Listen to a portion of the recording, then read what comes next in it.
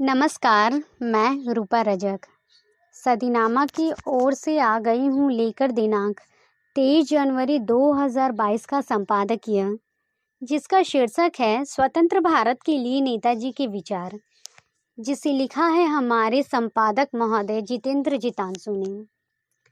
सन 1947 के पहले जब देश आज़ाद नहीं हुआ था, तब हमारा देश भारत परतंत्रता के बेरियों में जकड़ा था और अंग्रेजों की गुलामी करने को बाध्य था।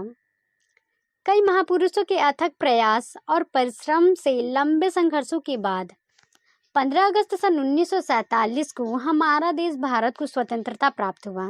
इस स्वतंत्रता में कई महापुरुषों के विचारों का भी योगदान रहा, जैसे नेताजी सुभाष चंद्र बोस का कथन, तुम मुझे खून दो मैं तुम्हें आज़ादी दूंगा, और दिल्ली चलो का नारा जोरों शोरों से चला और इस पूरे देश में आज़ादी की लहर फैल गई। जानते हैं इस संबंध में क्या कहते हैं हमारे संपादक महोदय। आज नेताजी हमारे बीच नहीं हैं और बिना इस रहस्य में परे हुए कि बाबा नेताजी सुभाष थे या नहीं, लेकिन नेताजी के विचारों पर बात नहीं करना हम लगातार देख रहे हैं। पश्चिम बंगाल में फॉरवर्ड ब्लॉक वाम मोर्चे में शामिल होकर राजनीतिक जमीन बचा लेती है और वैचारिक जमीन खो देती है। नेताजी ने खादी बेचने का भी काम किया और हॉलवेल की मूर्ति को हटाने के आंदोलन में शामिल थे। वैचारिक तौर पर उनकी नए भारत की योजनाएं रही होगी। हम आज पर बात करना चाहते हैं। इसके लिए हमने सोशल मीडिया के बहुत सारे संसाधन खंगोले और जो चीज़ें सामने आ रही हैं वे इस तरह हैं। सुभाष बोस ने एक बार आज़ाद भारत में विज्ञान का स्वरूप कैसा होगा इस पर इंडियन साइंस एसोसिएशन में वक्तव्य दिया था। तब वैज्ञानिक मैग्नेट साहा ने, जो नेताजी के घर आते रहते थे, पूछा, आज़ाद भारत में क्या हम ग्रामीण दर्शन को पुनर्जीवित करेंगे या हम आधुनिक औद्योगिक देश बनेंगे। तब नेताजी ने औद्योगिकरण को भारत की मुख्य समस्या जैसे बेरोजगारी के समाधान व जीवन स्तर पर बदलाव के लिए ज़रूरी बताया। उन्होंने भारत में एक नई स्थायी नेशनल रिसर्च काउंसिल की ज़रूरत पर जोर दिया, जो सर्वे करें और नेशनल प्लानिंग कमीशन को नीति निर्माण का डेटा उपलब्ध कराएं। नेताजी और नेहरू दोनों ने कांग्रेस को गांधी प्रभाव से बाहर लाने और देश को एक आधुनिक देश बनाने के लिए निरंतर प्रयास किया। सन 1938 में जब नेहरू यूरोप में भारत की स्वतंत्रता के पक्ष में समर्थन के लिए काम कर रहे थे, तब अक्टूबर 1938 में नेताजी प्लानिंग कमीशन की घोषणा करते हैं और नेहरू को पत्र के माध्यम से इस संस्था के पहले अध्यक्ष बनने की बात करते हुए लिखते थे तथा लिखते हैं, I hope you will accept the chairmanship of the planning committee. You must if it is to be a success.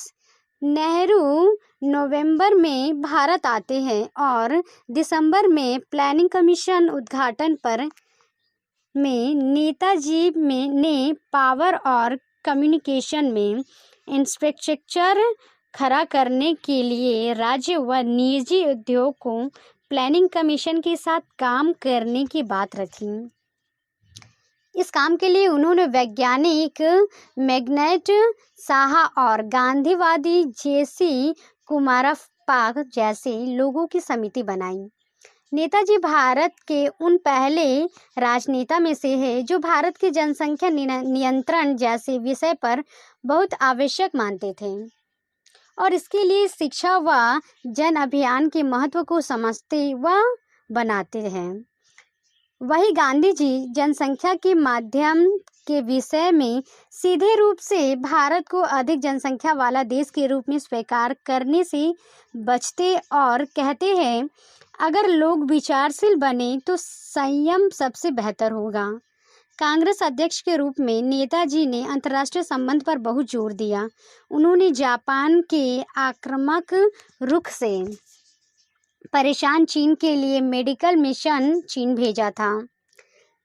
सन 1938 के अंत तक नेताजी को लगने लगा कि विश्व में अब ऐसी स्थिति बन रही है कि भारत एक देशव्यापी आंदोलन से द्वारा अपनी शर्त पर आज़ादी प्राप्त कर सकता है।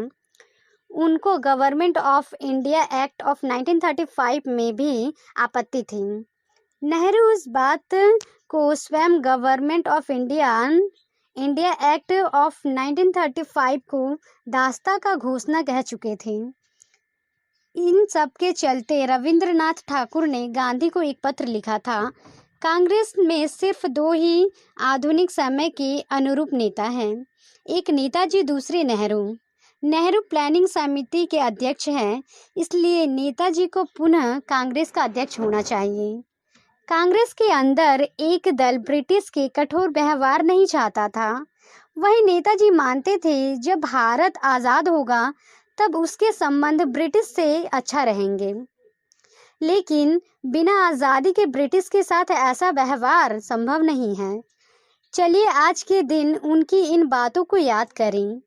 कोलकाता के फॉरवर्ड ब्लॉक की ऑफिस में पंजाबी बंगाली एकता मंच चलाने वाले बच्चन सिंह सरल जी अब तृणमूल कांग्रेस में।